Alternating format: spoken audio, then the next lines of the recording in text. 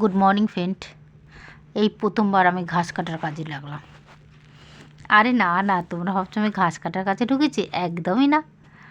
বা 100 দিনের কাজে এইসবে কিছুই না। আসলে আমাদের সামনের গোড়ায় না, এই বর্ষাকাল ছিল না, অনেক বড় বড় হচ্ছে ঘাস জমা হয়ে গেছিলো।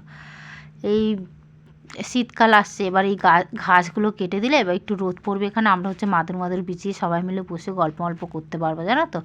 আর বাচ্চাগুলো সামনের দিকে বসে খেলতেও পারবে, একটু বল টলও খেলতে পারবে। ওই জন্য ঘাসগুলো সবাই মিলে মাঠে নেমে পড়েছি আজকে ঘাসগুলো পরিষ্কার করার জন্য। অনেক দিনও ভাবছি ঘাস পরিষ্কার করব, কিন্তু করা হয় না। আজকে সবাই মিলে নেমে পড়েছি।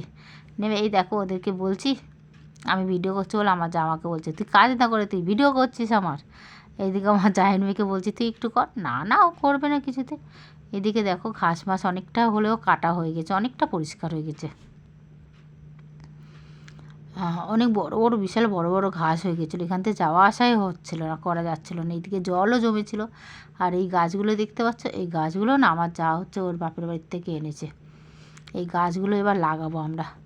যখন লাগাবো নেক্সট ভিডিওতে তোমাদেরকে দেখাবো এই গাছগুলো কীভাবে লাগাচ্ছি না লাগাচ্ছি। আমি তো কিছুই জানি না, ও লাগাবে যখন তখন তোমাদের সাথে আমি শেয়ার করব।